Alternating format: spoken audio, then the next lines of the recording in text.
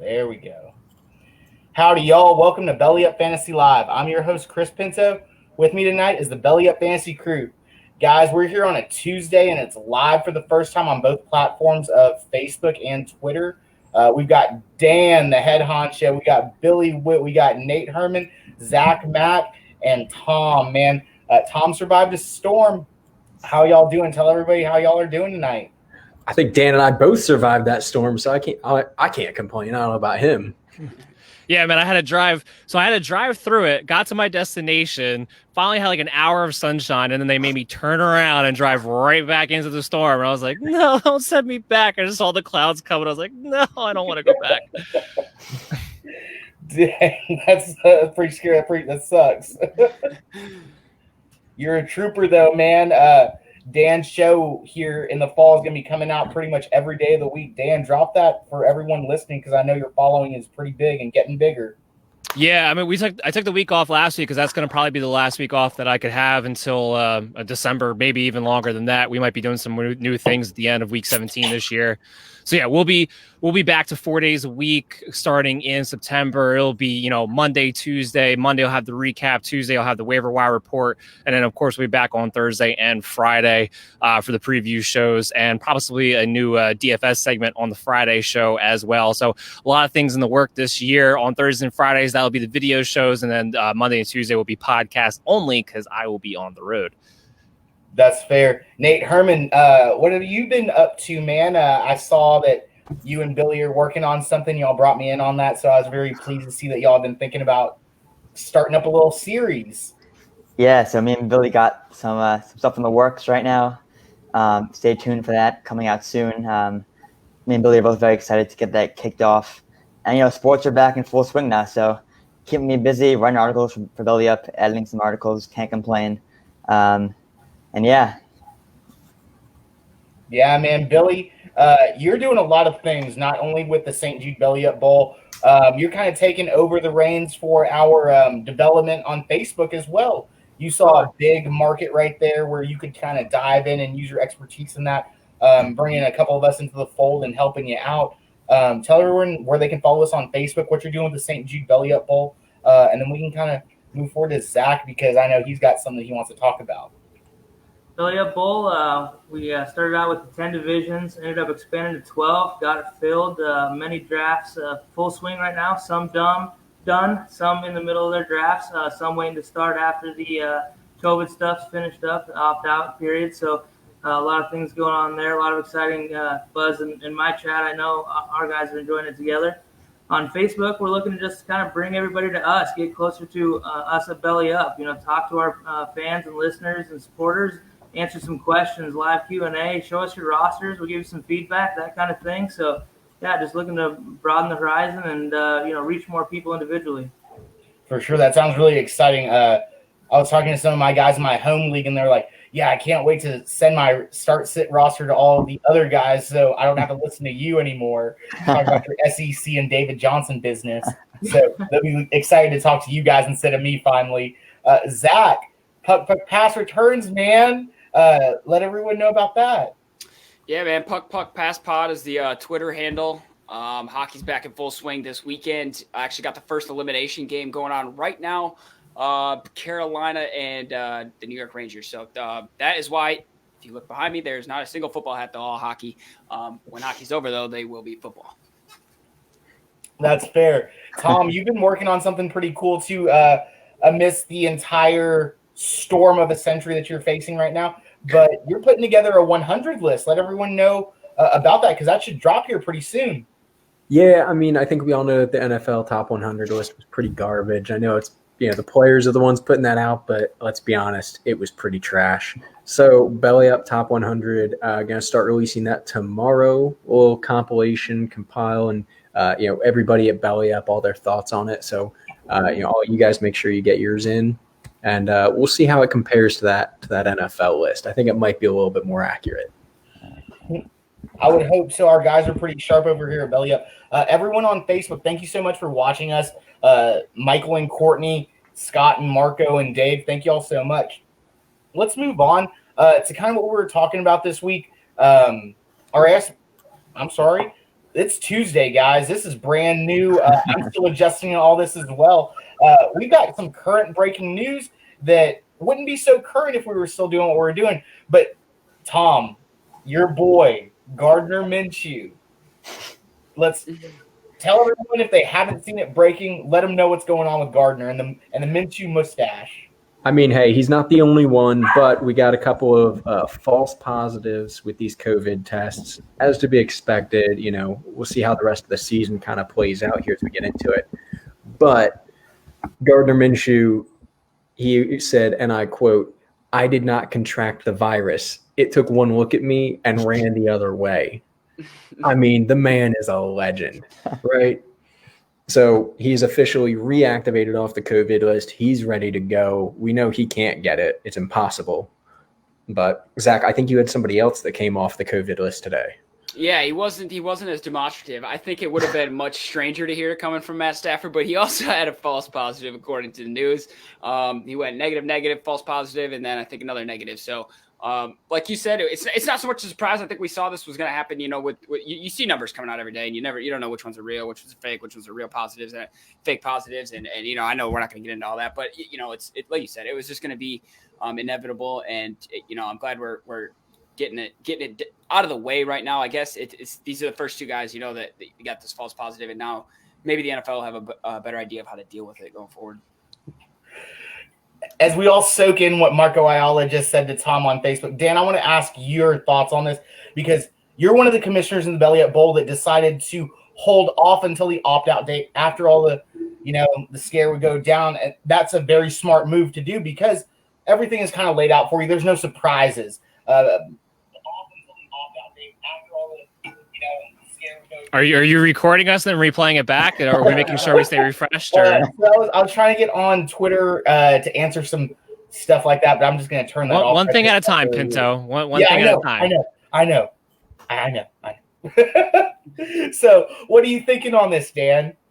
Well, look, luckily the rest of the league was in line with the same line of thinking. Look, you have all these opt-outs. The big one, of course, was Damien Williams. I happened to be drafting in the Razz Bowl league when that news dropped. I was in the second round. I wound up picking up Clyde Edwards-Helaire as a result. But that's just an example of why you need to wait. And not just for the opt-out period, but you also need to wait for training camp to get underway here a little bit. These guys are coming off whatever off-season workout they were doing on their own. If, let's be honest, for some of them, if they were really doing an off-season workout like they should have been, there's going to be some injuries throughout this training camp. And as a result to that, you have to know exactly who's going to be healthy as soon as we get into the start of the season. So we're doing a slow draft, so it needs to be at least 2 weeks. Everybody has plenty of time, but we're not drafting until August 27th because you have to know exactly what you're going to have, and you don't want to have that disadvantage. You drafted somebody in the first round, and all of a sudden your first round pick's out the window. It's just a nightmare waiting to happen, so we held off. Dan, the guys at Fancy Scouts, like Steven and Jibbs over there asking you, is CH not a first rounder? I think he is. I had just updated my rankings, actually, and they're not quite up on the bellyupfantasysports.com website where you'll be able to find them along with the Belly Up Writer consensus rankings, too. They'll be updated later on this week. And what I've come to find is that I wound up having Clyde Edwards-Helaire in a half-point PPR league, which is usually what I do these shows off of, about number 15 overall, putting him in the second round. Look, as far as the running back goes, I think he fell to number 10 for me. So he's a top 10 running back, but I don't have him going in the first round. There's a couple of things you have to take in consideration with this. Is one, while he fell in the perfect situation. Yes, he has a great skill set for the offense that they have with Patrick Mahomes and all that. But this guy is not as talented as the Dalvin Cooks, the Saquon Barkley, Ezekiel Elliott's of the world, the Joe Mixons of the world, the Derrick Henrys of the world. All those guys need to be going in front of him. He's not going to be that bell cow. Now, as far as his usage goes, I do have in mind something similar to Alvin Kamara's rookie year as far as his volume, not his production, but his volume, where it would be about 184 carries, let's say. Maybe he gets about 70 to 80 receptions, maybe almost 100 targets. That would put him right about there. I don't think he's going to quite have his production, like I said, because he doesn't have Kamara's speed. He doesn't have his elusiveness in the open field. So he's not going to have that crazy, I believe it was 6.7 yards per carry that Alvin Kamara had in his rookie year. That's just not going to happen. So people have to take that into consideration. If you get him the second round, especially in a half-point full-point PPR league, you're going to get really good value. But if you take him as your first rounder, you're not going to have as much consistency.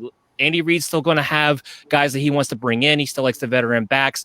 Darrell Williams still very well could be the goal line back, so I worry about touchdowns with Clyde Edwards-Helaire to some degree. So that's why I don't have him in the first round. That's fair. That's why we love you on here, Dan. Like Detroit BC Chris Robbins says, Dan speaking the truth, man. Hearts all around. Thanks, Chris, for listening in. Marco over there just talking that trash as usual. I want to give a shout out real quick to JB Chow knows he is one of the Mavericks of the Money Manziel division in this St. Jude Belliot Bowl that finished our draft already. I thought the guy was mirroring me and he just was scooping up all these running backs, but then out of nowhere he took OBJ and built a better team than I did. So I'll be asking him for some advice later on. But thank you so much, Dan. Yeah, I really appreciate that about CEH. I saw that Scott Fish took him number 5 or number 6 overall in their league. So maybe people are just hyped up on him and they just need to simmer down like you were kind of saying. The volume should be there. But like you said, he's not as talented as Kamara and he's not probably going to be that bell cow like you said. Yeah, just one quick thing I want to add, just real quick, and one thing I want to add to that is that while people got super excited, DeAndre Swift should have been the pick at that first round spot. It should not have been Clyde Edwards. It should have been DeAndre Swift. He's much more talented. He has the passing, receiving skill set. That's who it should have been. But because it's Clyde Edwards-Helaire and it's Patrick Mahomes and Kansas City Chiefs, everyone wants to make him a first rounder. Yeah, that's fair. Zach, you got like hearing that about DeAndre Swift though, right? I do, man. But, I hear the same stuff every year. At this point, I'm just going to That's fair. Well, let's move on, guys. We've been talking about this all week. We're going to move into some deep sleepers or some guys after the 10th round. One guy kind of a little higher, though, but we'll move on from there. Tom, let's talk about this guy, a Hard Knocks favorite, Clemson star, Hunter Renfro with the dad bod, rocking and rolling. I think he finished 6 or 7, week 16 and 17 last year in the last 2 weeks of the season. He finishes the wide receiver 55 out of 71 targets. He had 49 receptions, finished with 605 yards and 4 touchdowns, averaging about 8.4 yards. I thought him projected about 900 yards this season, about 70 catches. Dan's probably a little bit different. I don't know. We need to look at that because I want to know what you think about Hunter Renfro as well. His rookie season was really good. But I think he's going to be the 4th guy in that David Carr offense behind Waller, Ruggs, and my boy Josh Jacobs. Go SEC, roll Crimson Tide. But, Tom, what were your thoughts about this guy, Hunter Renfro, man? I mean, I'll tell you what. You did nail it. There's a lot of big names in that offense. You do look at, the new guy, Henry Ruggs, obviously Darren Waller, big breakout guy last year, and Josh Jacobs. Second best rookie running back last year, only to, we all know who, Miles Sanders. Thank you very much. Anyway, Hunter Renfro, the reason that he's going to have a great season is because the defenses are going to be too focused on the rest of those guys. Hunter Renfro's a slot guy. He's going to be that dink and dunk. He will go out and get a pass. He will put his body in harm's way for it, right? He's quick. Like he makes separation based on his football IQ. He knows what to do to get away from somebody in the slot there in the short field, and he's going to get the touches.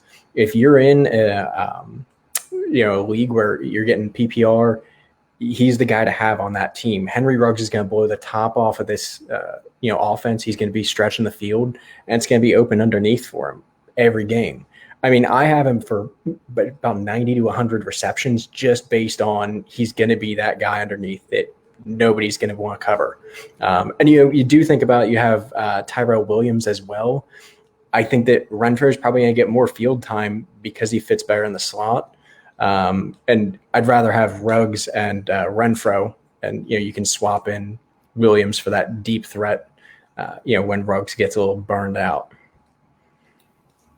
Dan, what are your thoughts on that? That's way too high. I got about like half that production. That's just insane to me. You have a couple of things working.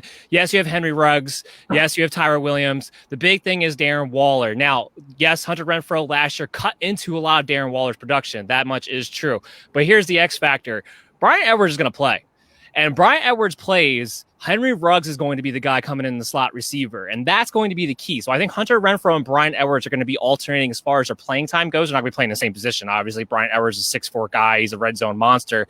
But that's how they're going to do this thing when they start to go big receiver. And the reason Gruden's going to like to do that is because, one, he's John Gruden. He's an idiot. But two, he likes his bigger receivers on the outside to block so he can run. So that's why Brian Edwards is going to play quite a bit. I don't see that type of production. I have him for about 50 receptions. I have him for 658 yards, 4 touchdowns this season. Plus, can we be real? Hunter Renfro's talent isn't that great. Like I'm tired of watching the slow white boys get all this clout because of Wes Welker back in the day. Like, it's over. It's done. Move on. I'm tired of it. I don't want to see another guy running slow motion for 60 minutes. Like, I'm over it.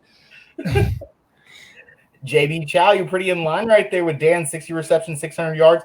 I really want to know what Scott Davis thinks about this because he's a big Raiders guy. I'll let him answer in the chat. We'll kind of come on to that. But that's a good point, Dan. Yeah, I mean, he only had 49 catches last season, so we'll see what he does. I would fare more towards you than the bigger numbers that Tom is having, but Tom's a big guy. 90 to 100 might be a little much, but he's going to it's going to be a receptions year for him. He's not a big yardage guy. I don't think 600 yards is way off. I think that's pretty realistic, but I think he's going to be getting it on 4 to 5 yard passes. He's not a big, rat guy. He's not getting you a ton of yards as soon as he makes that catch. Yeah, I know. As soon as he catches the ball, he falls down. I know. That's fine. But guess what? If he gets 70 receptions in a season, that's fine with me. Dan, from the man himself, Scott Davis, the Raider Nation fan of College Station, Texas, you are right on that. So on that note, we'll put a pin in that. Billy, let's talk about Randall Cobb, one of my Houston Texans, who was a Dallas Cowboy, who was a Green Bay Packer. Last season, he finished the wide receiver 44, had about 800 and something yards, 3 touchdowns. I've got him projected at 2 touchdowns. I think his numbers are going to go down just because of the addition of Cooks and DJ, our guy. I'm really high on that. So are you. So I know this guy is a sleeper around, but I think the targets are going to go towards Cooks and Fuller and Stills, as long as those guys can stay healthy. So if we're in a vacuum, I don't know how I feel about Cobb, but injury is always an issue. So enlighten me on Randall Cobb. Well, it comes out of a cup of coffee with the Cowboys where he had a career high with yards per catch. So he's got a little bit of gas up in the tank he showed after we might have been doubting that leaving Green Bay. Coming into Houston, I think they brought him in as, an experienced guy next to some younger guys after the D-Hop, him leaving. And really injury concerns at their wide receiver 3 spot with Kiki QT, seen Kenny Stills. Those guys have been battling injuries, missing more time than they've been healthy. The wide receiver 3 position in that offense is on par with what Cobb's always done in his career, right around that 50, 60 catches, 600-700 yards, single-digit touchdowns. So he's probably right on par to, have another year just like that, coming in right around wide receiver 50. Somebody that you can plug and play on a bye week, but not somebody you want to rely on week to week. Yeah, that's fair. Nate, do you have anything to add to that? I know that maybe me and you were talking about this. I think we were. Do you have anything to add to what Billy has on that? I think Billy hit it the nail on the head there. Cobb is playing behind some Fuller and Cooks, and with Watson and now DJ in Houston, it's going to be tough to find targets to keep him kind of fantasy relevant. Again, this is about sleepers, so he's not going to be a top tier receiver, but in a deeper league, one, you got Will Fuller is injury prone every year, so the odds of him going down for 6 to 8 games are very high, which would then move Cobb into a more a higher role. So again, like Billy said, I think Cobb is a sleeper guy. He had a pretty good year on with Dallas last year. But yeah, I think Billy hit on the head there. Yeah, that's fair. Cobb's got an ADP of 1602. So I think both of you guys are right on that. But Nate, let's talk about a guy who a couple seasons ago, I guess 2 seasons ago, he had a lot of buzz about him. Mike Williams. His ADP right now is around the 14th round. Last year he finished wide receiver 38 at over 1,000 yards, only 2 touchdowns though. So that was very odd. I've got him cranked up a little bit this year and scoring about 4.5 touchdowns, but definitely less on the yardage. I thought that was a little bit odd. He is a popular breakout candidate from last season, and he did top 1,000 yards, like I said. But he had 21 or maybe a little bit less than 20 yards per reception. So that was all with Phillip Rivers. Now he's got Tyrod Taylor, the dual threat quarterback who might be running in the offense a little bit different. How do you feel about Mike Williams? Yeah, so Mike Williams is the kind of guy who just had an odd year last year. I mean, like you said, Chris, over 1,000 yards, only 49 catches and 2 touchdowns. I mean, averaged 20.4 yards per reception. It's just odd, you know. I mean, he averaged just over 3 catches a week and somehow managed to put up 1,000 yards in 15 games. But when it comes to non-PPR leagues, I give Williams that extra boost because, you know, 3 catches in a PPR league or even half PPR isn't going to cut it for your starting lineup usually. He is 6'4", ran a 4.49 in college in the combine. So I mean, this guy is an athletic dude. I mean, there's no doubt about it. We've seen in the past, he can just, you know, Rivers chucks up to him, he can just go up and get it basically. You know, it's very hard for the smaller cornerbacks and safeties to compete with his speed and height. But yeah, I mean, with Keenan Allen, Henry, and Eckler, they're going to hog a lot of the targets in LA. And now with, you said, Chris, with Taylor as quarterback, his dual threat capabilities, I'm sure he may be running around a bit. And honestly, the buzz around Williams, I don't get. I understand why people think he's a breakout player, but in the 14th round, why not? He's kind of that high risk, high reward kind of player. He could have an insane week, could have 2 catches of 20 yards. Don't really know what you're going to get with Williams week in and week out. But again, 14th round, you're kind of looking for some dart throws down there. And Williams is the exact kind of guy you want to take a risk on. So as a sleeper, I have no problem taking Williams, but just be mindful in a PPR league and half PPR because the guy isn't going to rack up receptions. So just be mindful of that.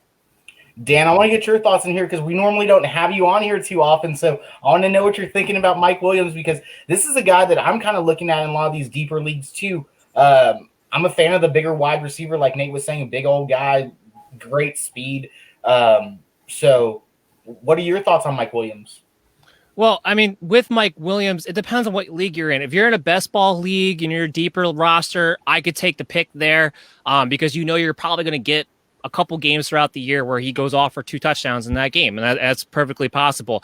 I'm not touching Keenan Allen or Mike Williams in this offense coming up, though, because, look, with Tyrod Taylor, I actually like Tyrod Taylor quite a bit, but I do know they're going to run the football a lot, and a lot more than they were passing it with Phillip Rivers. That volume is not going to be there. So if that volume is not there, one, that kills Keenan Allen right off the bat, because it's not a guy who's going to go over for 1,000 yards and get double-digit touchdowns unless he's getting a crazy amount of volume. And for Mike Williams, I don't know if Tyrod can still hit the deep ball with consistency. And if he can't, I don't know how Mike Williams gets to 1,000 yards this year. And I don't know if his touchdowns drastically jump up the way they would have if Rivers was still at the quarterback position there. I only have him for about 6 touchdowns. I have him as wide receiver, 46 overall. So I would kind of have to seal on that. But if it's not a best ball league, if it's a redraft league, I don't know if I'm going to touch it. I think there's a lot of guys with a lot more upside. That's fair. JB kind of agrees with what Nate said on all that, I suppose.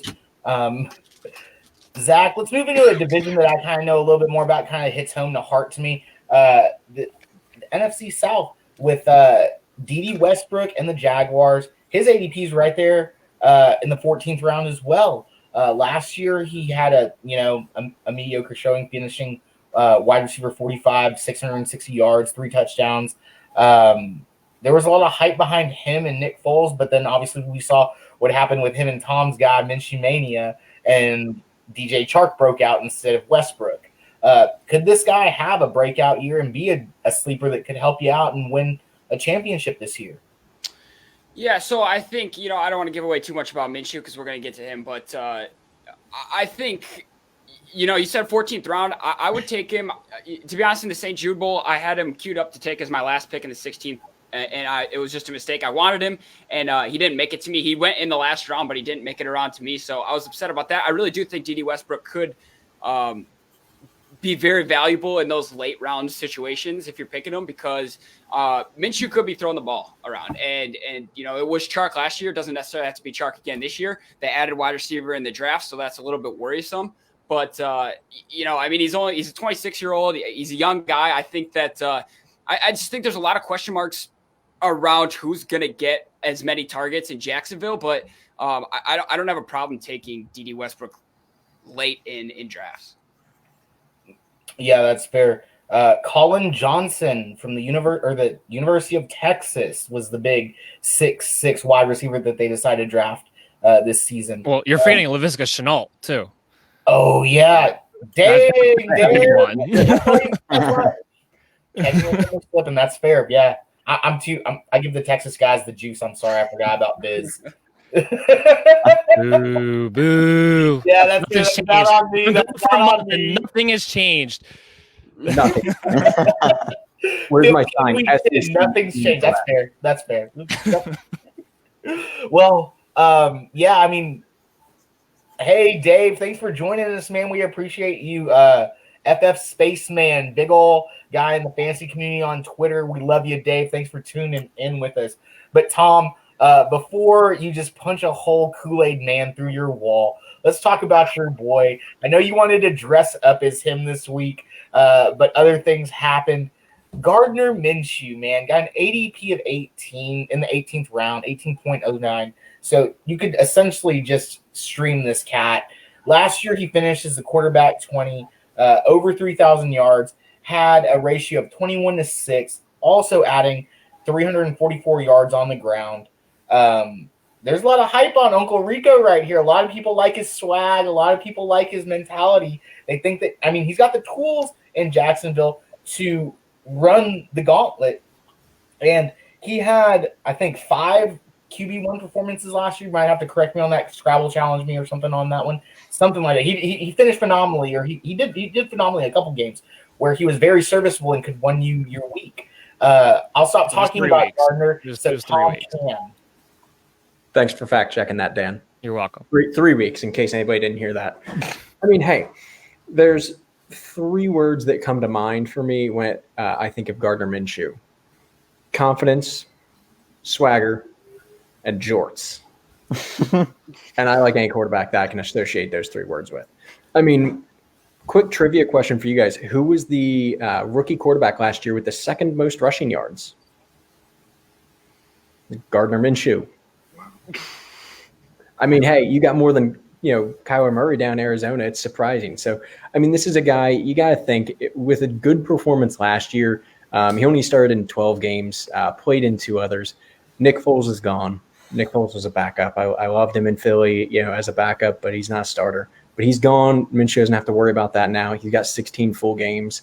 You can anticipate that he's going to have, if he had 3 top performances last year, okay, great. Second season, it's going to go up with 2 extra games and just experience. I mean, what we got to work with, though, it's a guy he's a natural at football. He makes good, pretty good decisions for the most part. He knows when to check the ball down. Does he need to work on his reads, across the full field a little bit? Yeah, sure. That was definitely not his strong suit in college, but that's something that you can learn to do. So beyond that, pretty low interceptions. I mean, you look at last year. He had 21 touchdowns, 6 interceptions. Not too terrible, especially for a rookie. Big issue for him was fumbles. He lost 7 last year, which was tied for second, I believe, in the league. So decent offensive line in front of him. Not the best, but okay. Definitely something for him to work on. It's a tough guy. He's athletic enough that he can extend plays. Again, second most rushing yards out of a rookie quarterback. So I see him having a pretty solid year, probably 3,600 to 3,800 passing yards, another 400 or so on the ground, and probably mid-20s for touchdowns, about 25, 26 touchdowns combined between rushing and passing. And personally, I think it's lower turnovers. Again, I think he keeps the interceptions low. He makes pretty good decisions. So, probably that 6-7 interception range. I think he knocks down the fumbles. I don't think he turns the ball over as much in that sense. So, overall, is he a guy that you're going to pick in the draft? Probably not. Maybe very, very late rounds. But if it's a guy that's sitting on the waiver wire and your quarterback gets hurt, or you have somebody on a bye week, he's 100% a guy that you can stream, or you can have him sitting on your bench as an option that if your quarterback's going up against a top defense, you could put in Minshew and you're probably going to have an okay week.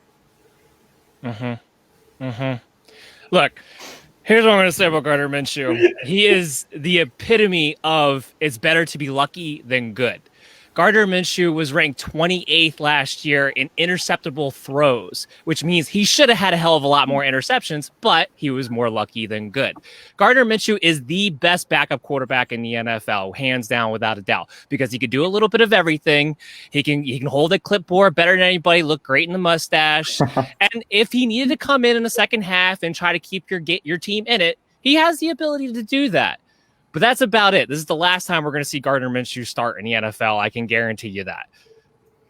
I strongly disagree, Dan. And I want to know, Dan, what does his final ranking need to be for this season for you to shave to the mustache, rock some aviators, some jorts, and like a coconut tee or not tee, shirt? It would probably need to be. I'll tell you what. I'll do you a favor. He gets up to QB 15, and I'll do it. Oh, that's a deal. Wow. Put it on the board. Wow.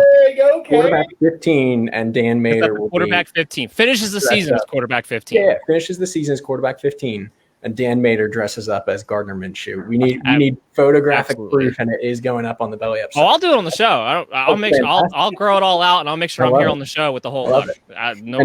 No problem. And Marco, yes, I love Gardner Minshew. My fiance wants to marry him, not me. It's fine. I don't have an issue with that. I would marry him too. Tom, the one thing you got going for you besides maybe this being his breakout year is John Gruden's new offensive coordinator over there, brings Chris Thompson maybe to help out Leonard Fournette with some of the workload. Maybe Leonard Fournette falls into the end zone a little bit more with Gardner Minshew throwing him the ball. But John Gruden led Andy Dalton and Kirk Cousins to multiple top 10 fantasy seasons. So we might be seeing Dan in the Gardner Minshew wardrobe. It's Jay Gruden. Jay Gruden, I'm sorry, not John. Where? Jay Gruden, you're right. For the record as well, we didn't even bring up the fact that, we talked about Zach's guy, slightly there with D.D. Westbrook. We didn't even bring up Laviska Shenault, the new rookie that they brought in. He and DJ Chark had a great season, great connection last year.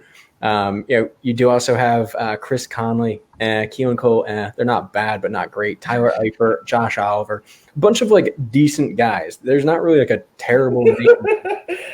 I'm just saying you don't have a terrible spot on that offense. And two decent running backs back there, and you can throw it over a mountain. I just want to point out real quick, my wife over here is yelling at me, don't do the mustache, Sam Emery over here. Sam, he has to. Babe, don't worry. It's never going to happen. He's never going to finish the top 15. Let's move forward, guys. A guy who's got a big opportunity this year who could see a lot of vacated targets is Jonnu Smith, tight end for the Tennessee Titans. ADP is 13.12. Last season, he finished as the tight end 19 with 439 yards, 3 touchdowns. They use him a little bit. He's athletic with 4 rushes and 78 yards, so that's pretty cool. Heading into his year 4, though, he's finally the starter with the Titans. He's had big playability. We know he's got the physical attributes that you want in a tight end, especially in that Mike Vrabel offense. A.J. Brown seems to be the guy. Ryan Hicks loves this guy. If y'all follow us, Ryan Hicks, one of our analysts, our lead writer, loves A.J. Brown. Could Jonnu Smith be the guy opposite to him?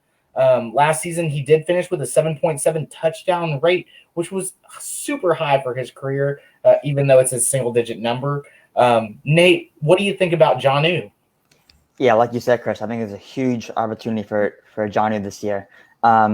You got Derrick Henry gonna, at least carry the ball 20 to 25 times a week. Brown's gonna get targeted, but I think besides Henry and Brown, I think Smith is the next guy in line. I think there's a real opportunity with the Titans and Smith to just, with Henry, causing the box to be filled, the defenses to, obviously eye him and stop him. I think Smith and Tannehill can create a good chemistry on the play action. Last year, Tannehill performed play action on 26.6% of his dropbacks, which is very high rate. I think with Brown getting probably double teamed, Henry getting loads of attention, I think up the play action, Smith can find many opportunities and targets to be effective. When you think about it from a fantasy, or not just from a football perspective, a game plan as a coach, as an opposing coach against the Titans, you want to stop Henry and Brown. If you do those two things, you're probably going to win. So against Henry, you're gonna load the box. Against Brown, you probably have your best cornerback and a safety up top. This should allow Smith to get good one-on-one matchups with linebackers off the play action. I think Smith has a real opportunity here this year to break out and have a big season. Wow, those are really good points. Zach, do you have anything that kind of goes against the grain on that? I mean, from a football perspective, like Nate brought up, I like Jonas Smith. I live here in Tennessee, so I'm a Titans fan behind it being a Lions fan. So I'm slightly excited about what could possibly happen with the Titans. However, I just don't trust Tannehill enough for Jonas Smith for me to be. I mean, maybe later in the rounds. I think by then I've got 2 tight ends that I probably want, but I think it's possible. I'm not as much of a risk taker to take Smith, I don't think. That's fair. Billy, I know you kind of like you some Ryan Tannehill. You have any numbers on him, why Jonnu might ascend this year? I just think that, they've been productive in Tennessee with tight ends for a while. Delaney Walker, the play-action passing game has just always benefited the tight end, and that's just what Tannehill does well. Get out of the pocket a little bit, tight end coming across the middle, coming underneath, dump-offs. And Johnny's a pretty athletic guy getting the ball in his hand. He can make some plays. I like him, but I'm with Zach. Kind of the range he's going. There's a couple other guys I like, and maybe some guys with a higher floor that I prefer. That's fair. I got Smith at tight end 13, right outside that tight end 1 spot. I think he's going to be that borderline guy, but this is an offense that uses a tight end. Arthur Smith wants to use the tight end. I wouldn't be surprised if he was able to outperform that. There's going to be some targets there. Corey Davis, finally, you're a bust. I've always thought you're a bust. Thank God everybody can finally jump on that bandwagon now, and I don't have to hear about it anymore. But outside of A.J. Brown, I think that consistent target could be Jonnu Smith, especially when we get into the red zone situations. But that's why I have him at tight end 13. Sorry, this is all new to me, guys. I'm answering something over here. Dan's talking. It's all live. All right. We got to get Chris a little secretary or something like while we're doing this show, because you can't multitask, man. Just lock it in. Lock it in. Never been a strong suit. My wife will tell you that. I'm very compartmentalized. I go one by one. And if it doesn't work out, I'm still over here and you're 3 steps ahead of me. That's my bad. So we'll move on, though, to a guy that I want everyone to talk about, because this guy started out as a sleeper, but he's moving up in the ranks. A lot of my friends, Michael Lowe, who is watching us, has been shoving this guy down my throat, telling me I need to get some shares of him because of the vacated targets that he's going to get and the opportunity he has. He started out ADP nothing, and now he's up into the 7th round. This guy finished as a tight end 34 last year with only 349 yards. Didn't have a lot of opportunity last year, but still scored 2 touchdowns. This season, the Falcons bring him into the dome. Bring him into, as Houston Wenzel says, one of our analysts, into a division that is going to be so fantasy friendly that these guys are projected to score so many points that you want a piece of something in this division.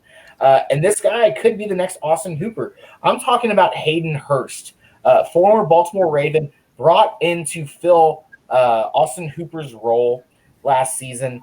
The Falcons give up a 2nd-round pick for him, and so they got to be thinking that this guy could fill their role. Billy, what do you have on Hayden Hurst? Because I've heard so much about this guy that I'm sick of it. Coming into last year, he was a guy that we were kind of excited about in Baltimore. Mark Andrews kind of just took over all the targets in the passing game for the tight end position. And just, he got left out in the cold, but he did play well when he was thrown to. He's an athletic clone of Austin Hooper, same 40 time, same size type of guy. But if you watch him with the ball in his hands, he makes guys miss a little better. He's a little more skilled, a little more shake and wiggle to him. In the Falcons offense, I think that's going to be important. I think he's, probably going to be on par with what Hooper did numbers-wise. 7.5 targets a game is what Hooper had. That's 120 for the year pace. I could see 60, 70 catches out of that pretty easily. Easily 800 yards, 5-6 touchdowns, maybe even more if Julio continues to not produce in the red zone. They may have to rely on Hayden Hurst down in that red zone. And with that shake and wiggle, he may do a little bit better than Hooper did in that area. I think that was a little Remember the Titans reference right there, Billy. Yeah. Zach, of all time. Zach, what do you think about Hayden Hurst, man? Dude, I love Hayden Hurst. I picked him up as my tight end too in the St. Jude Bowl. We're tight end flexing, so I'm probably playing him. Maybe as a flex almost every week. We'll see how it goes. But I think what Billy said, if Julio Jones can't score the football, I'm looking at Hayden Hurst next, especially for red zone targets. So I think there's definitely a ton of upside for Hurst. I love him personally. That's fair. Tom, what do you got on Hayden Hurst? I mean, we know that Julio can't get into the end zone. It's just It's an even year, guys. Come on. top 5, probably with you, top Chris. 3 receiver, but he cannot get into the end zone. I couldn't tell you why. So, I mean, like you guys said, it's all going to go to the tight end position, I think, especially, like you said, red zone. Ridley's not really a huge target, so I don't think he's he's big enough, but probably not your ideal red zone guy. So. Yeah, Ridley just seems to be, he's just a guy that you would never think that he's going to do it. But being from the SEC, he always just makes it happen because it just means more to the guy. But Nate, what do you think about Hayden Hurst? I can't. I mean, yeah, like the guy said, Julio hasn't, his touchdown is just, it's weird how he can't produce in the red zone. Hurst should get lots of targets in the red zone. With Todd Gurley, I will say, he is a rushing touchdown beast, so maybe it isn't as high as we all think, but I think the opportunity is definitely there for Hurst this season in Atlanta. Dan, close it down with Hayden Hurst for us, because I saw you made a couple of eye rolls when some people were talking about stuff, but when Nate brought up Todd Gurley, your head was going good. So what do you have? What do you think? Well, I mean, first of all, I love Hayden Hurst. He is my tight end 6 all going into this year for half-point PPR leagues. But the key with those touchdowns, like you guys were talking about, he's not going to be putting up close to double-digit touchdowns like Austin Hooper was. Todd Gurley, I don't care what you think about the guy. You can look at last season when everyone thinks he's done, which I do not, but everyone thinks he's done. What did he still do? He still scored touchdowns, guys. He was still the double digits. It's going to happen with this offense. They're going to be inside the 10. What better way than to hand the ball off to Todd Gurley, who knows how to get in the end zone? So I have his touchdowns actually hindered at about 5, but I also have him getting about 800 yards this season because he's going to get utilized. He's a good blocking tight end. He's going to be in on every single play because he's an all-around type of guy. He's more athletic than Austin Hooper is. And yeah, to your guys' point with Julio Jones and the red zone woes and everything that comes with that, look, there's no third receiver this year. There's no Mohamed Sanu. Say what you want about Russell Gage, but he's not on the same level. So a lot of targets and a lot of those yards, I think, are going to go to Hayden Hurst this year, which is why I still have him as tight end 6 overall, even if he's not getting 8 to 10 touchdowns necessarily. Dan, do you think that they move him outside into a slot position at all this year? Hurst? Yeah. Yeah. I mean, there's going to be times where they do that, third and long situations, 2-minute drills and stuff like that. Times where there's no point for to have him in on the inline blocking. Yeah, absolutely. Michael Lowe, you're watching this. You got to be loving what Dan's saying because you were right on line with that, feeding that to me, and I just would not listen to it. So maybe in my next couple of drafts, I'll listen to Dan and you on the Hayden Hurst knowledge. But yeah, Michael did listen to something to me about the Todd Gurley situation. I'm a big narrative guy, as y'all know. So the prodigal son returning home to Georgia, University of Georgia alum, go Dogs, SEC. He was great last year. He was at home. He is going to do it in the dome and have his swan song. Just do it up. Go TG2. Real quick, I think about a guy who is also from the SEC, though, from the University of Alabama. Damien Harris was picked in the second. He's on his SEC roll. He can't hear you. I think I'm on mute, I guess, whenever I get on my SEC roll. But I'm sorry, he was a third rounder, guys, from Alabama that Bill Belichick and the boys and the dog, Bill Belichick's dog selected. Damien Harris, we really didn't see too much of him last year. The opportunity is there because another SEC guy is a little bit hurt in Sony Michelle, go Dogs, University of Georgia, Todd Gurley's alum, go SEC, just all over the place. This is amazing right now. I'm just gonna get off of it. Zach, tell me about Damien Harris. Why is this guy who has no ADP considered a sleeper? Yeah, so because everyone and their mother is opting out in New England, and no, I'm just kidding. So true story though. So if you guys have you up Damien Harris, he only got 4 touches last year. They hammered it out of every single narrative that you can and read about Damien Harris. But he could be paired with Sony Michelle as a 1-2 punch. I think I know I just joked about it, but it's getting to the point where Bill Belichick's going to have to look over. And even if you think he doesn't like Harris, he's going to have to put him on the field because he's got no other option. So I think you're right. I mean, he's got no ADP, but he's a sleeper because it's the New England offense. And we don't know what they're trying to do. We don't know what they're working on. Almost any single player on their depth chart that's a running back, you could probably spin some sort of. But I think the fact with Harris's size, they drafted him in the 3rd round. They obviously want to do something with him. And like you said, he comes from Alabama. So, kid's probably got some talent. I wouldn't be surprised if he's definitely going to get more than 4 touches this year. I think I can almost guarantee that. That's fair. Dan, I know you're breaking a lot of this fantasy news for us on your personal Twitter, and we're going to follow that very closely because you bring us breaking news. I think you were telling us about Sony and Muhammad being on the active PUP list. So that's a little bit different than, being on the PUP list. Can you kind of break that up for us who are watching this? Because that was a big deal in my own league with JD Chow when that happened, and people were kind of freaking out. Yeah, so the difference between the active PUP list and the PUP reserve list is that the PUP reserve list, you're automatically missing the first 6 games of the season. The active PUP list, they can bring you back at any time. He could literally be back tomorrow. So with Sony Michelle, the expectation this entire offseason has been that he will be good to go for week 1. He's been rehabbing. He's been one of the few people that's actually been in the facility this entire time, because if you were a player who went through surgery and were rehabbing, you were allowed to be in the team facility at that time. So he's actually been the only guy in the building this entire process. So I trust that he will be ready to go. Remember, they haven't started practice yet. They're still trying to finagle around the roster. So some of these guys got put on the active PUP list just so they could kind of make room for other guys and whatnot, trying to get it to from 90 to 80 and seeing what they can do there. All indications right now is that Michelle will be at least healthy for week 1 going in. How ready he is, how conditioned he'll be, that will remain to be determined. We don't know enough yet. We haven't had training camp yet, but he should be good to go week 1. That's fair. We just know it's going to mean more to him.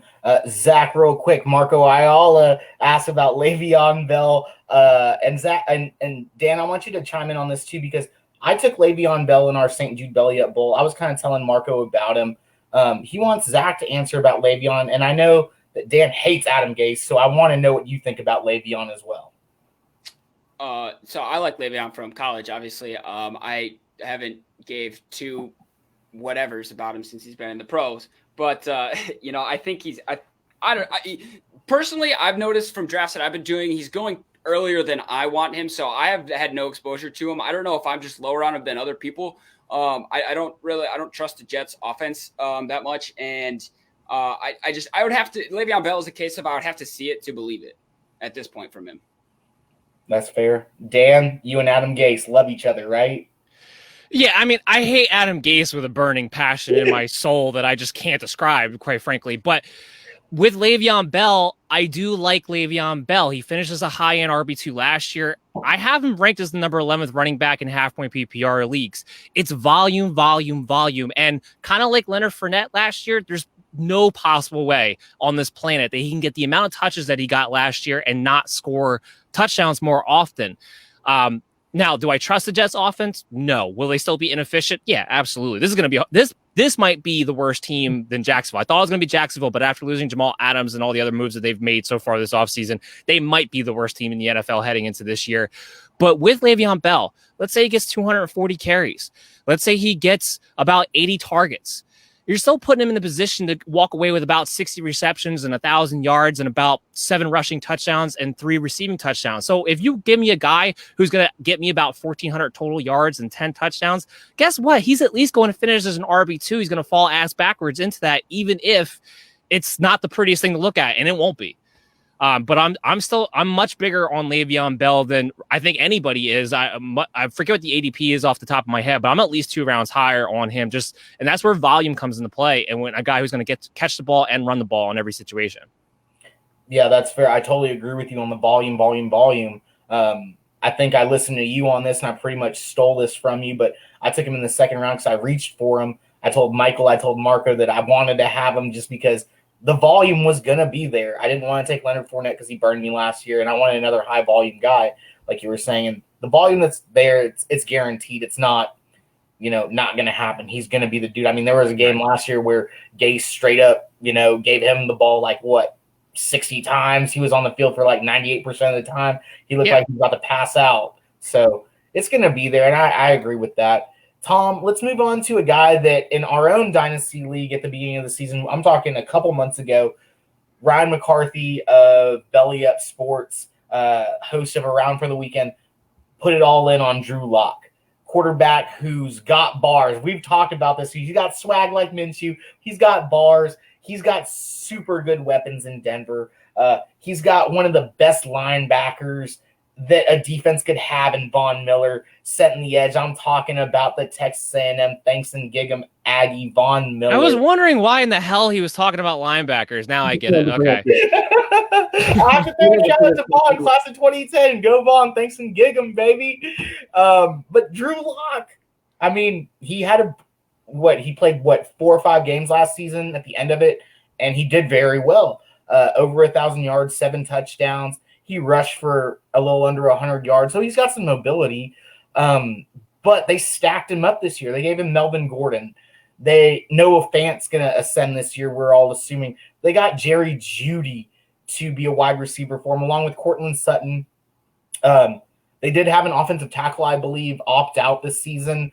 But maybe that shouldn't affect them too much. Dan, maybe you can touch on that in a little bit and let us know what their offensive line is kind of looking like. But what are you thinking about Drew Lock? Could he be your quarterback 2 in a super flex league? Could he help you win? Ryan McCarthy thinks he's going to do great things, and Michael Lowe thinks him and Cortland Sutton could be the next stack of the century. First of all, I'm a little offended that you forgot about Big Ten boy KJ Hamler that they brought in. Oh, you don't know KJ Hamler? Come on, boy. No, you don't get to talk about a linebacker and say who to a wide receiver on a fantasy football show. Get out of here. That's fair. That's fair. Anyway, on to Drew Lock, right? I mean, yeah, you're right. He started 5 games last year, went 5-1 though, 64% completion percentage, 7 touchdowns, 3 interceptions. Pretty solid year, a little over 1,000 passing yards. I mean, it's a guy that doesn't have a ton of experience, so yes, it's a little bit uncertain. You go into that second year, with only 5 games under the belt, it might be a little hesitant to pick him up. Personally, I think he's a high-end QB2. End of the season could be a QB1 just based on, that is a stacked offense. Like you said, Jerry Jeudy, KJ Hamler, Cortland Sutton. You brought in Melvin Gordon. You still have Phillip Lindsay, Noah Fant. He has more weapons than the U.S. government, right? Yeah, there you go. I see you, Billy. This is, like I said, though, it's a massively stacked offense. You guys know I like a quarterback with swagger. Anybody that can rap put on word for word on the sideline, I'm all in on. Dude has a cannon for an arm. He's not Minshew or Josh Allen level, but he can put the ball deep downfield. Accuracy is good as long as his footwork doesn't get too messed up. Once he starts rolling out of the pocket and starts running, it tends to get a little bit more inaccurate. But his athleticism, on the other hand, is good enough that he can get out of the pocket and move, get downfield if need be, and extend plays. He can, like you said, have about 100 rushing yards in 5 games. Extrapolate the data out over a full season. I think he's pushing for easy 4,000 yards this year. Passing probably 250, 300 rushing yards. Nothing crazy there. But Scott, I think he has more talent than Tampa Bay does with Brady, just depth-wise. He doesn't have that 1-2 like Godwin and Evans, but there's so much depth in Denver. But now, like I said, about 4,000 passing yards, probably 250, 300 rushing yards, probably good for 25 to 28 touchdowns passing, and another 2 or 3 rushing. Nothing too crazy. They're going to be hitting it to Gordon and Lindsay to rush it in if they want to do that. Yeah, I agree with you on that. I think Tampa Bay and Tom Brady are straight up putting a Madden team together right now of just the oldest guys that just need to win a Super Bowl, have nothing to lose. We're risking it, babe. We're doing this. They're in for one season. That's all we need right now. That's all I need out of Tom Brady, Gronk, and Shady McCoy. That's it. One season, baby. I got Shady McCoy like in the 15th round of the. Why St. did you Jude draft Belliot him? That's a terrible.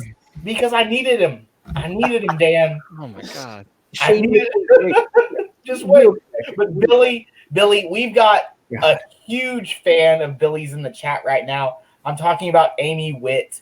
Billy, give us your analysis right now real quick on Drew Lock, because I haven't heard from you in a while, and we'll move on to a running back that me and you were talking about. Drew Lock, I love the guy. Played close to home here at Mizzou, so I heard a lot about him. Excited for the opportunity he has in Denver. Glad they brought Melvin Gordon in, though. I think they needed that veteran back to rely on when things get a little bit hairy for Drew Lock. That division's going to be competitive. There's some good defenses. They're not bad. Good coaching and, an exciting division to watch. So I think Drew Lock has a pretty good year. How much does he put it together? That's what we're waiting to see here. That's fair. Billy, let's keep it moving, though. We're at 55 minutes, and I know I told Dan we wanted to keep it a little bit short this night. I know you were lying. It doesn't matter. But we've talked about this guy, and we've heard about this guy on our show. Back when we were just starting out, we heard Lindell Whirling come in and talk to us about this guy, Anthony McFarland Jr. Like 2 months ago. This guy's ADP is around the 12 is what his ADP is right now. He's from the University of Maryland. Go Terrapins. I love the Teenage Mutant Ninja Turtles, so you got to love the Terrapins and the Tortoises. He had 245 carries there with 1,600 yards, 12 touchdowns. He caught the ball a couple times for 200 yards. With James Conner showing off his muscles this year, he could still be hurt. He could still be limited. We know how much Pittsburgh loves to utilize a strong running back. This guy could work his way, Clyde Edwards-Helaire style, into a running back one position. I mean, this guy is extremely fun to watch. He's a running back he's a man amongst boys out there when you're looking at him. He's big, he's fast, he's got hands, he's got vision. And Are we talking about Anthony McFarlane? Oh, yeah. I'm talking about Anthony McFarland Jr. Finish your thought. That was pretty much it. My legit thought was if Connor has any sort of missed time, he's a legit starter in a bunch of leagues, is my thought. Big if. Big Ten there. That was Terps. What'd you say, Bill? He shouted out the Big Ten there, so I'm kind of lost. What's going on here? Yeah, so that's got to be the first time I've ever heard Anthony McFarland described as a big, strong, physical guy in my life ever. I don't even know where that came from. CBS, but yeah. So for the record, he's 5'9", 195 pounds. That's why I don't know where the big guy came from. Look, this year, his rookie year, I guess he's a big guy compared to J.K. and Jonathan Taylor. And the other running backs in this division or in this Taylor's draft 5'11", 225. What are you talking about right now? Jonathan Taylor's 5'11", 225. You do understand that, right? I'm just talking about all the other running backs, so he could be considered big. What? In the draft. I don't even know. I don't even know what to say. I don't even know what to say right now. You make zero sense. You're 5'11", 225 of pure muscle. You just threw out Jonathan Taylor comparing Anthony McFarland to people he could be considered big as. You got a guy who's almost half his size, who you just compared him to. Please logically think about that for 1 second, please. I'll wait. So Anthony McFarland's impressive speed, hands, and vision make an intriguing late round. Is that size? I'm pretty sure that's not size. Extremely fun to watch, and he is frequently used as a bell cow back as his size is utilized. Yeah, well, look. Here's what I'm going to say to you, Chris. Stop using CBS as a source. That's number one. I have to use it, though. I like the guys that are over there. Fabs is kind of over there a little bit with SI, so I like it. Well, that was your first mistake. But anyway. That's fair. That's fair. I mean, that's fair. Fabs is okay. Him and Marcus and Rank are okay. Look, the point about Anthony McFarland is that I think his best case scenario is that he's a special teams guy this year. This is a guy who lacks vision. This is a guy who lacks the power to getting through the line of scrimmage at the NFL level. When the hole is wide, and I did a whole film session on Anthony McFarland leading into the draft. When the hole is wide open, the guy's explosive. That's why I think he's going to be a great returner. He's going to be an amazing returner. And I think he will have some capacity when they need to hit a home run play as a receiver, without a doubt, just because watching Jalen Samuels is as painful as watching Hunter Renfro out there. But the fact is, at the end of the day, that James Conner, I don't know when this narrative changed that all of a sudden James Conner was a bum because he missed a few games here and there. James Conner's a very good running back. And if he did come into this season as in shape as everyone's touting him out to be, I have faith that he could pull a Dalvin Cook. He could pull a Leonard Fournette and possibly not get injured. Only missed 2 games this season. And Jalen Samuels is going to be his backup because ding, ding, ding, when it comes to rookie running backs, they can't block worth a damn, so Jalen Samuels is going to play. Plain and simple. Their number one priority is going to be keeping Ben Roethlisberger healthy because we saw what their offense was without him. They're not going to take that chance. So Anthony McFarland as a special teams guy, yeah, absolutely. But that's about it. He's third string. Don't forget Benny Snell. This is a crowded backfield. And outside of James Conner, I don't know who else is going to have really that much value unless Conner gets down. And I don't think that the guy coming in is going to be Anthony McFarland. I think it would be a 3-way split between Samuels, McFarland, and Benny Snell. That's fair. Billy, what do you guys say on that? Anthony McFarland kind of reminds me of a Jamal Charles type mold. Not quite the top end speed, but when he gets in the open field, he would remind you of a similar guy. He's a high yard per carry, low volume type guy. And, I don't think. Hold on, Billy.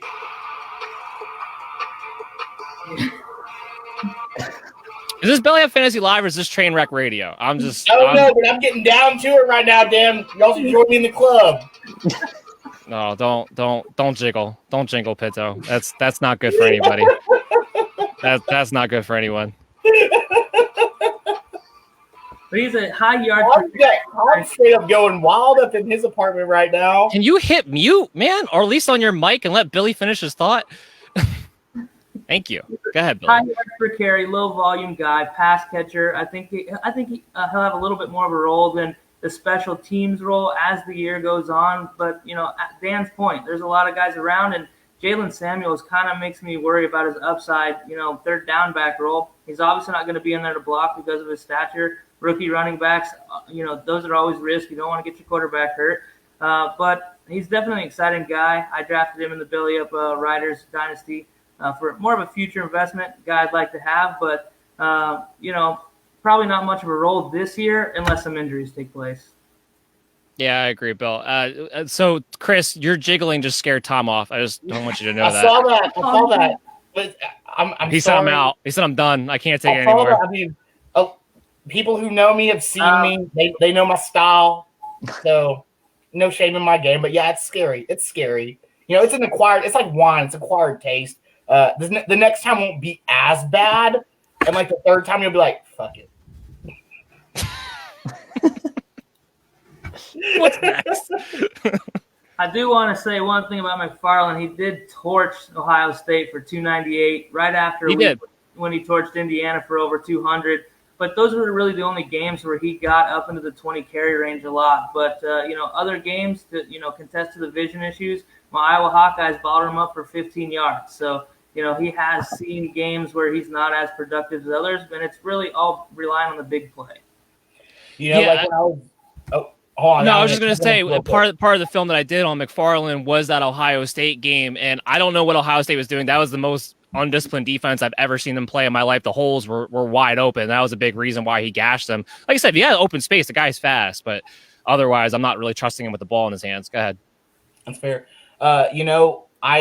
It's one of those things where you're new into fantasy football and you just kind of you believe the hype and you get swept up in it. Last season, I was on Benny Snell and I totally forgot about him. So that's one of those things that you're like, golly, like you just kick yourself in the teeth and you're like, why did I forget about this guy? And he's going to play a bigger role, and it's not going to be the rookie. It's going to be Benny Snell. So you're right about that. I will defer to you on that, and I will change my rankings for that. But a guy that Dan and I talked to when Dan first invited me to come on to Belly Up is a guy that I labeled as a 1C to CeeDee Lamb and Jerry Jeudy. I'm talking Henry Ruggs III from Alabama. We're talking rock, paper, scissors to see who was going to get the deep ball touchdown throw from Tua. The guy's got an ADP around the 10th round. At Alabama, he had 98 receptions, almost over 1,700 yards and 24 touchdowns in 3 years. his projections are pretty good from me at least, but I'm always going to lean towards the SEC Texas guys. I want to know what you guys are thinking about Henry Ruggs, and especially you, Zach, because it was a bit surprising to me that maybe it wasn't a bit surprising. It was more like, oh, wow, they're doing it again. The Raiders are taking the fastest guy in the draft to be opposite, Darren Waller and Tyrell Williams. So what do you think about Henry Ruggs, Zach? Yeah, so I mean, when we touched on it when we brought up Renfro earlier about the kind of smorgasbord that's going on in Vegas now, but Vegas, I'm sorry, you're right. Yeah, now so Ruggs goes off as the first wide receiver in this year's draft, but probably in 99% of your drafts, he's not the first rookie wide receiver taken, and there's a reason for that. It is the Raiders' situation for targets. I think I don't if you're somebody who doesn't like to take risks and would rather see it before you've got it, then I think you want to stay away from Ruggs. But I think he does have a ceiling. I mean, a pretty high ceiling as far as I don't really know. Dan said they're going to use Ruggs in the slot, so I don't really I couldn't give you an accurate how many targets he's going to get, but I think that there's a shot that you could take him and it pay off. But me personally, I'm not taking that. I mentioned earlier, I'm not a risk taker, and I'm not taking that risk on Ruggs. I know that Dan could give us a number on him, but I want to know what Nate has to say before Dan gives us the number on him, because I know Dan's got some really good projections on this guy, and I want to know because I kind of like Henry Ruggs taken as a flyer here in these later rounds, just because of his speed. I love the offense of the Raiders. So, Nate, what do you have on Henry Ruggs? Yeah, I mean, Ruggs is as fast as they come. Ran a 4.27 at the combine. And if we're talking best ball, I mean, this guy can explode for just big play after big play any week, But that kind of speed, you can't teach that kind of speed. So, as they say, like you said, Chris, in normal redraft league, he's a good flyer to take. A rookie, he could just burst into the scene. You never really know the rookies. But that speed really has my eye there. And the 4.27 is unbelievable. Derek Carr in that offense, like Zach was talking about, not the best situation, but I mean, to me, it's kind of like he's a Tyreek Hill Jr. almost with that kind of Burnham speed. So that's fair. Dan, head of fantasy department, what do you got on Henry Ruggs III? Well, I'll start by saying the two things. They're going to move him in and out of the slot and the outside. I want to make sure that's clear. I don't think he's going to primarily be a slot receiver. And I think that his impact on the NFL field this season is going to be bigger than his impact in fantasy football. Because it's his skill set that's going to open up guys like Tyrell Williams and Darren Waller and open up the rushing game, stuff like that. That's what they're kind of going to use him for. I only have him for about, I believe I have it right in front of me. It was like 66 targets and about 44 receptions. I have him as wide receiver 69. He's a great value in a best ball league, but the fact is he still has some ways to go when it comes to running routes. He still has some ways to go when it comes to catching in traffic, all things he's going to have to kind of adjust to in the NFL. That's why I don't know if his production is going to be that great. I do think there's going to be a game where he explodes and he goes off for 2 touchdowns and has 150 yards and that could happen week 1. This is a prime example of a guy that could come in as a rookie because of his speed, because of the lack of conditioning that's going to happen for all these guys. He could come in week 1 and light it up. Everyone's going to rush to try to go trade for Henry Ruggs and do everything like that. And I'm going to be telling you guys, if you have Henry Ruggs, sell, because the target share is just not going to be there. It's not going to be consistent enough for him throughout the entire season. But I love him in best ball. He's probably going to be one of my more favorite picks in DFS when I'm just trying to fill in that last receiver spot kind of here and there to take that shot on. But his impact is going to be bigger in the NFL than it is going to be in fantasy, I believe, this season. That's fair. Billy, do you want to add on to any of that? I feel like Ruggs being the first receiver off the board to the Raiders isn't kind of the stereotypical they're drafting the fast guy. I feel like that's kind of a casualty of the arms race that is the AFC West right now. I mean, the Broncos are loaded up. Everyone's chasing the Chiefs, and Tyreek's starting to get up there. And, if you wanted to go get a guy to match that talent, Ruggs was the guy in this draft to add to your starting lineup. That's fair. Let's close it out, though, with a guy that we saw last year have some big playability. His ADP is crazy out of there. Like, we don't even need to mention his ADP. They added a new wide receiver who is a stud. They added a running back that we've heard in the draft have a bit of buzz about. he might be a victim of circumstance on film where he isn't a pass-heavy offense, but his quarterback might not make the best decisions. Hopefully we see that quarterback make better decisions and ascend this year, so everyone in that offense has fantasy-friendly relevance. I'm talking about Dawson Knox of the Buffalo Bills. Nate, this guy finished tight end 30 last year, 388 yards, only 2 touchdowns. He has a little bit of athletic ability, so they used him in the end around one time. But the odds of him breaking out this season, I don't know how I feel about him. Kind of on the fence. What do you think? Convince me. I mean, yeah. Once Buffalo went out and got Diggs, I think Knox's value took a big hit. With Brown, Diggs, and then Moss and Singletary now in the backfield, and Allen's rushing ability, I'm just not seeing a whole lot of targets for Knox this season. I just really don't see it.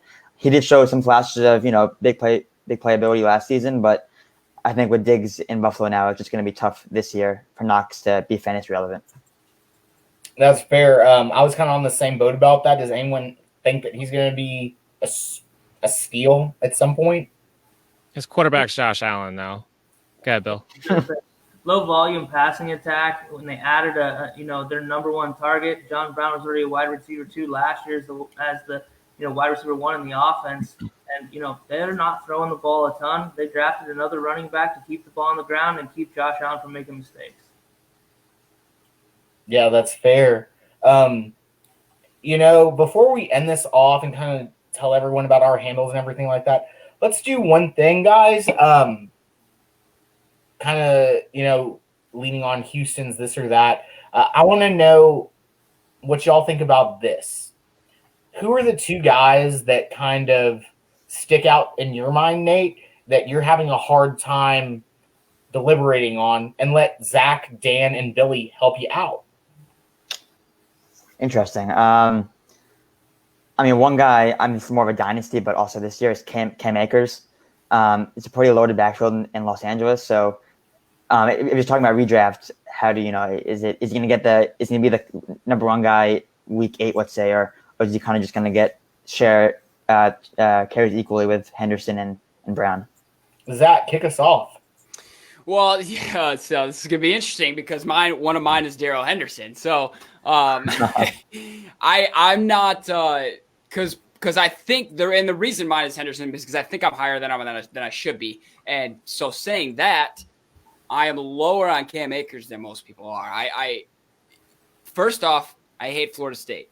Second off, I'm a big Henderson guy. I'm a Memphis fan, so it goes back a little bit. But I think that it's Henderson's chance to break out, and I think he's going to take that chance and run with it, which is why. So that's why I'm puzzled with Cam Akers. I'm in the same boat as Nate. I really don't. I haven't drafted him. I've passed him up every time he's been there for me at the right ADP because I just don't think that. I just don't know really. Dan, what do you think? I have Cam Akers as the 3rd running back in that Rams offense because of just kind of the reality of the situation. You spent just as high of a draft pick on Daryl Henderson last year. I expect him to at least be the pass catching guy because of his dynamic ability that he has. Malcolm Brown's going to get goal line carries. He's going to be there in 3rd and short. And I wouldn't be surprised week 1 if he's the guy who's getting the first carry. Now, does that mean he's going to get a ton? No. But with those 3 guys, Sean McVay's already come out and said, you know what? I've watched Kyle Shanahan tape. I'm going to use a hot hand type of approach. And while Cam Akers probably has the closest body type to a Todd Gurley, does have some receiving skills, I'm going to say this again, rookie running backs, Cam Akers had the worst grade for me as a pass protector. And I don't see how he's going to play that much in those situations, especially on 2-minute drills and that's going to be Daryl Henderson. And if he's not getting the goal line carries because of Malcolm Brown, I question what he's going to do this season. Now, after this season, Malcolm Brown will be gone, and him and Daryl Henderson can be thunder and lightning, and that'll go great. Both of them will be fantasy relevant. But for this year, it's just too crowded. He's too much of a rookie. He's got too much to develop. I don't like it for this year, but I do love it for Dynasty. That's fair. Billy, what do you have to add on to that? I like Cam Akers. I watched some tape on him. That guy made some runs with not a lot of help making a hole. At Florida State, he produced with little to no room to run a lot. Coming in, I do like Malcolm Brown. I'm snagging him late in almost all these drafts I have going on right now.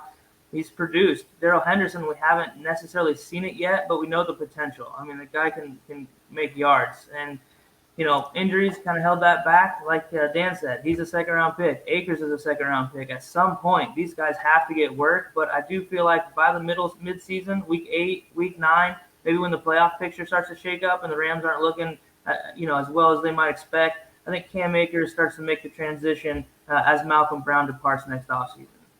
That's fair. Billy, let's move on to you. Who are 2 guys that you're looking in drafts that are a little bit later that you're like, man, I really don't know between the 2? Ooh, tough one. Mccoy Hardman is a guy I really like, but I'm not sure if my expectations are too high. The guys he's going around, that's a good one for me. I guess give me your feedback on Mccoy Hardman, guys. I love him. Only had 26 catches last year, but, obviously the speed, the big plays there. I'm a sucker for that. Are my expectations high? I think he has wide receiver 3 upside. Man, real quick, I want to add to this. In the 5-yard rush FFCC Best Ball League, the last 7 rounds, 3 of my picks were Sammy Watkins, Byron Pringle, Mccoy Hardman, because in best ball, one of those guys are going to blow up. So, I was just trying to ride it, I guess.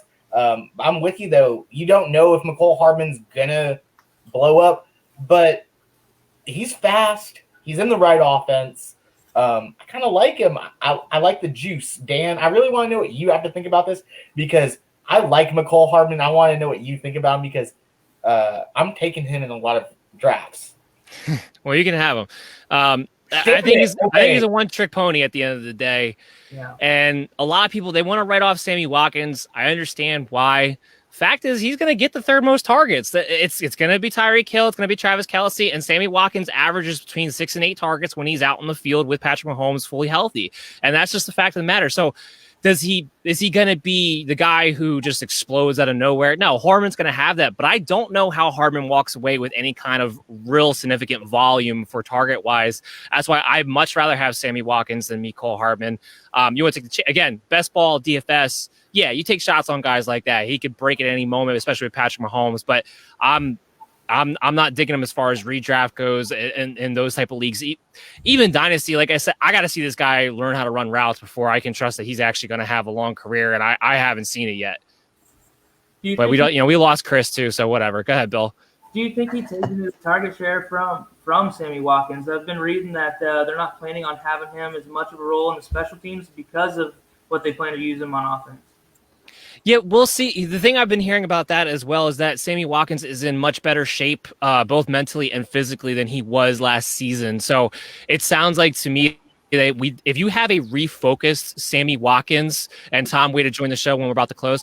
If we have a refocused Sammy Watkins, then you have a hell of a skill set on your hands. That's kind of where I struggle with Hardman really being able to take over. Sammy Watkins, the Lizard King, dubbed undubbed Lizard King. He heals a lot faster. He's not a human, so you got to like that.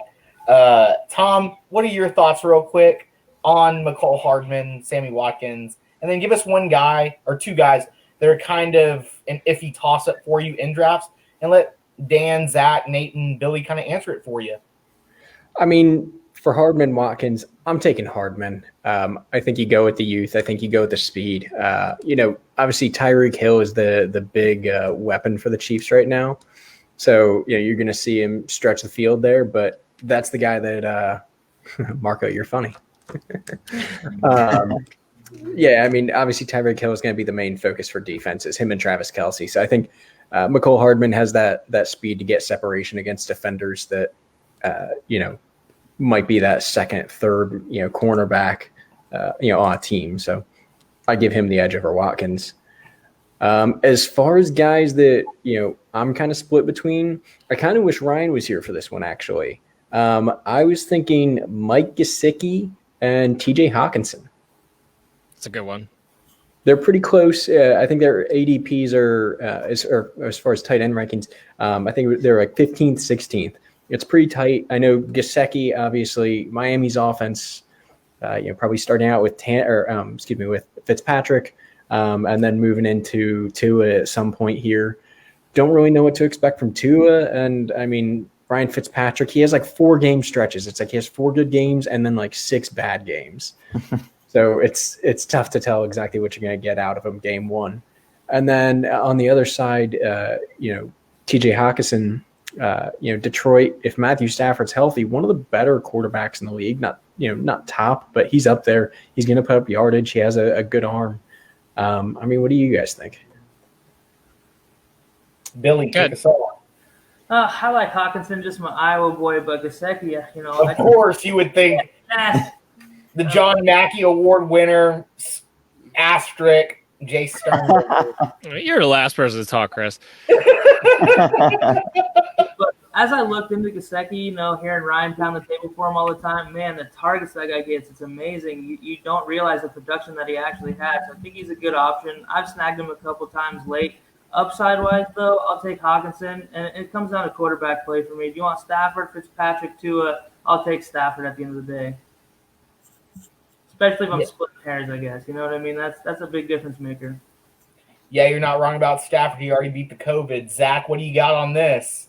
Well, I don't draft Lions players, so I'm pedal to the metal on Gesicki in this situation. But I think it's I don't got much more to add than these guys. I think Stafford probably gives Hawkinson a little bit of an edge, especially with just the quarterback question mark situation in Miami. We don't really know when it's going to switch over and what totally to expect from Tua. So I probably lean, if I throw my bias out, I'm probably leaning Hawkinson, which sounds weird but yeah. You're a self-loathing Lions fan. That's that way. It's weird. Player. Good, Nate. That's fair. Well, I want to ask this for y'all because this has been Never mind. eating up at me real quick. If I'm in a draft and I'm looking at Adam Thielen, Cooper Kupp, who you guys taking? Nate, kick us off. I'm taking Thielen. I think in LA, it's Woods. He's the wide receiver one. Thielen, behind him is Jefferson, a rookie. You're not really sure. Thielen's going to get the targets. I think he's going to get the receptions. I do like Kupp still, but I think Woods is going to be the first option for Goff this season in LA. Zach, what do you think? I like Cooper Kupp's intangibles, and I like what he's able to do when he's running routes. I've seen some tape lately on Cooper Kupp where he's just very sneaky good at running routes and the things that he does and the fakes that he throws to his routes. But this is another situation where I think I'm taking Thielen just because of the quarterback situation. I trust Cousins to get the ball to Thielen more than I trust Goff to get the ball to Kupp. Tom, what do you think on this? Honestly, the only person on the Rams offense that I'm not trying to steer clear from is Cam Akers. I don't like that offense, to be honest. I think that the whole, magic that they had is long gone. I'm not super confident in the play call over there. I don't know what happened. It was great year one and then just kind of went downhill from there. That's fair. Billy, what do you got to add to this? I'm a Thielen guy as well. Kind of avoiding the Rams passing game. Not that I hate them. I just, in the range where the guys go, there's others that I prefer. Give me Thielen. I think with Justin Jefferson on the other side, target share is going to steer more his way. Dan, I'm a fan of Lil Cooper Kupp, Matthew Berry's Lil Cooper Kupp. Am I wrong at wanting to take? No, you're not. Everyone else is wrong. Yay! Look, I have Cooper Kupp, wide receiver 10. I have Adam Thielen, wide receiver 29. So that should pretty much tell you everything I think about between the Kupp and Adam Thielen. I don't think it's close. But Cooper Kupp, first of all, he has been Goff's favorite target, not just between the 20s. Together. They shared a room together. I don't really care about that. But most importantly, they are together in the red zone. And he's always been Goff's number one target in the red zone. He's always been the guy who's led the touchdowns there. I don't really care whatever you think about this offense. The fact is, this is a team that's going to have to score a lot of points here in the NFC West. It's highly competitive. That defense to me is very questionable, especially now you don't have Wade Phillips. I don't think they're going to play nearly as well. So Cooper Kupp is a guy who he was a top 10 wide receiver before, he got a little bit banged up and at the end of the season, they started running the ball more. That's what he was. Adam Thielen, I know he got injured as well in his own right, and you're dealing with Stephon Diggs, but he was always dealing with Stephon Diggs. That offense only threw the ball 466 times. I don't know why that changes this year. In fact, if anything, I can see it going even further down because now without Stephon Diggs, they might run the football even more, if you can imagine that. So I don't look. Adam Thielen, yeah, he'll be the number one target on Minnesota, but that to me is not going to amount to much. He's a guy who he doesn't get deep down the field, so you're hoping for a lot. It's kind of like Keenan Allen to me. You have to get a lot of volume and you have to get touchdowns. And while those two things are possible, I don't think it's going to be nearly as consistent. Cooper Kupp has proven time and time again that he is going to be Goff's go-to guy in the most crucial situation in the red zone. So it's definitely Kupp for me. Love it. Thank you so much, Derek. I love my little Cooper Kupp. They got the good hair, though. You know what I'm saying? And then Jared Goff looks like the guy with the notebook. So you can't. See, I almost want to change my answer because you went there. Like, you can't do it. It's already on film. We're live. You can't do it. Put it on record. We're going to put that as the clip. That's it. Dan, I want you to obviously tell everyone that's watching us where they can follow you at. MD's Nations show. You're talking about stats. You're talking about coaching changes. You're talking about the real stuff that can help you win a fantasy championship. You helped Mike Brown, our one of our co-owners, win a championship last year. So I'm going to be asking you for some help. But also, you're in something called the Razz Bowl. You mentioned that a little bit earlier. I know we're going to touch on some of these different bowls that we're in the fantasy community. But I want you to touch on the Razz Bowl and then obviously where everyone can follow you. Yeah, I'll lead off with that. I mean, it's a huge league, first and foremost, and it's, you get to the playoffs, it becomes the best ball league at that point. There's a lot of great guys in this league from all across the industry, some top names, and the draft's been really competitive. Your division looks pretty hard. I saw it, and I was like, "Oh, we're all pretty even." Everyone kind of had their own strategy, but everyone in my league is really, really smart. So we all kind of have very even teams. It's gonna be a little interesting to see. I can attest for Dan. He's gonna work the waiver wire because in our baseball league, this dude is like up on it. Like we got 19 transactions you can do or something like that, and he is pushing it. So everyone in that Razz Bowl league, you got to work to beat Dan Mater. That's the only reason I came back last week in that baseball matchup. And it was impressive. I didn't want to talk about it, but So I'm super excited to be in the Razz Bowl League. I'm also in one of the divisions for the FFC for 5-yard rush as well. It just, a lot of course, we have the St. Jude League here, Jamarcus Russell division. It's going to be great. So yeah, a lot of great things to look forward to as far as that goes. And as far as following me, it's at Belly Up MDFF Show. Constantly putting player news, update notifications out there. And this Friday, we will be back. We took a week off last week, but we're going to be back with the top 5, Bust 5, Sleeper 5 series, starting off with the quarterbacks. And then starting next week, will be 2 episodes a week where I'll be doing some mock drafts along with the running backs. And then we'll be moving on from there. And then I'll be back to 4 episodes a week come September. Man, if y'all are not following Dan on Twitter, on Facebook, wherever you can follow him on all the podcast apps, follow this guy because he knows what he's doing. He's going to help you win.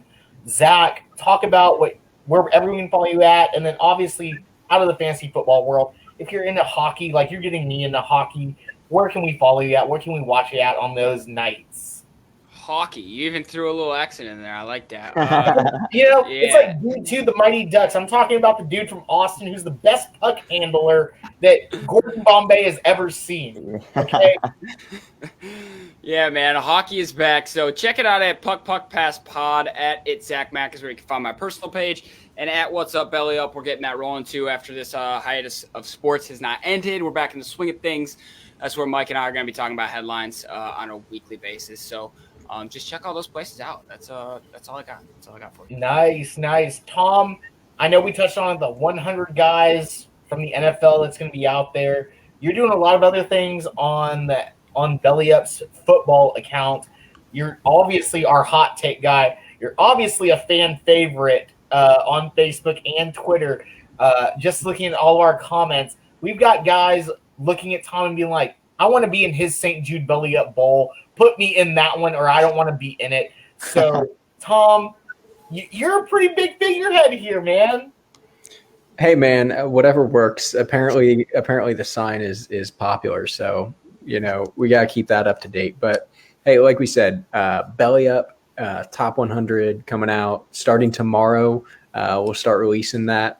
I'm probably gonna do 90 to 100. Might give you 80 to 90 or 80 to 89 as well. We want to keep a little anticipation there. We don't want to bust it all at once like Chris does every time he talks about the SEC. But I triggered what? Yeah, exactly. So follow us at Belly Up Football for that. That's where we're going to start releasing that. Always, check me out at Belly Up Tom on Twitter. Feel free to roast me, give me suggestions what to put up on the sign. If you want a message to, talk shit to Chris, by all means, I'm always for it. Please, Marco, do not message Tom about anything about that sign. I will tell you right now. Don't do it. Oh, I mean, we'll talk about that later, Marco. But Dan, real quick, when are you taking your quarterback? Because I know you're a proponent of waiting. Yeah, I mean, it all depends. It depends on what situation you're in. Like, I'm not opposed to drafting Lamar Jackson in the third or fourth round if he's there sitting there. He probably won't be, but it's all about value as far as ADP goes. But I'm big on, if you can wait till 12th, 13th round to take a quarterback, do it, because your team is just going to be that much better for it at the end of the day, and there's always a streaming option for you available.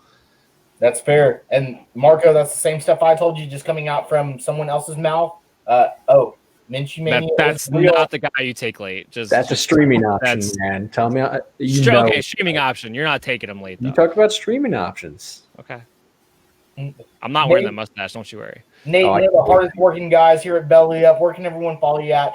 And give us a little bit of insight on what you and Billy are working at. Give us the name, because you guys have not dropped that yet, and I want y'all to drop it. Yeah, sure. So on Twitter, you can follow me at NateHerman27. Happy to engage any sports discussion. And Billy and I have been working, and Chris have been working on a new live show that should be coming out in the next couple of weeks called The Wizards of the Waiver Wire. So if you want to know how to work that wire, get that must snag, if someone goes down with COVID or an injury, who to pick up on that waiver wire, Billy and I have you covered, coming very soon. So stay tuned for that, and make sure to check out all the other guys' podcasts on Belly Up Sports Podcast Network. Great job, Nate. We appreciate that, man. Billy, obviously you're going to talk about the St. Jude Belly Up Bowl. You're going to talk about the Ryder Bowl. Talk about Facebook as well, because that's a big thing that we've been missing on. And, I got a couple guys, Marco, Scott, they're all up on our Facebook, Michael as well. We need to utilize that more, and they can help us as well by giving us their start sits and their roster lineups, right? So, the Ryder Bowl, just looking at the draft here, we're mid-draft. Nate just went, convinced him to take Cam Akers in the third round. He's looking good with Mahomes, Dobbins, Akers. He's going to be hard to beat for a while. I was sitting at the 8 spot, went with Tom's suggestion to take Miles Sanders there in the front, first round, and came back and I snagged Tyreek Hill just to get a piece of that Chiefs offense, some to compete now.